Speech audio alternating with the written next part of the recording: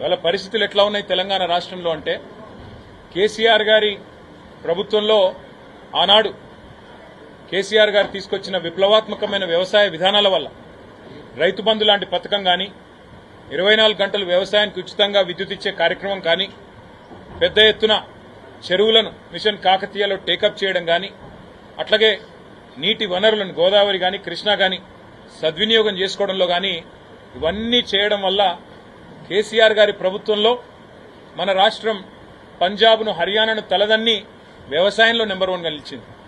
మరి వాళ్ళ రేవంత్ రెడ్డి గారి హయాంలో ఎట్లా ఉంది అంటే బీహార్ను ఉత్తరప్రదేశ్ను తలదన్ని నేరాలలో మన రాష్ట్రం నెంబర్ 1గా నిలిచే ఒక దౌర్భాగ్యపు పరిస్థితి దాపురించిందని చెప్పక తప్పడం లేదు. ఎన్నడూ కరీంనగర్ చరిత్రలో నేను కూడా ఇక్కడ పుట్టినవాడిని, ఇక్కడ చదువుకున్నవాడిని 2-3 ఏళ్లు. కరీంనగర్లో నేను దాదాపుగా నాకు 45 ఏళ్ల సంబంధం ఉంది కరీంనగర్తో.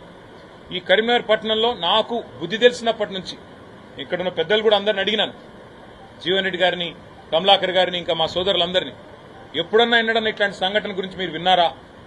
5 తుపాకులతో 5గురు ముష్కరులు వచ్చి ఒక వ్యాపార సముదాయంలో చొరబడి భయభ్రాంతులకు గురి చేసి దాదాపు 4-5 కోట్ల రూపాయల విలువైన సంపద దోచుకోవడమే కాకుండా 32 గంటలైనా పత్తాలేరు వాళ్ళని పట్టుకునే పరిస్థితి లేదంటే ఎంత దౌర్భాగ్యమైన పరిస్థితిలో రాష్ట్ర ప్రభుత్వం ఉన్నది, ఎంత హీనమైన పరిస్థితిలో ఈ నగరంలో పోలీసింగ్ వ్యవస్థ ఉన్నది దాన్ని బట్టి చెప్పవచ్చు.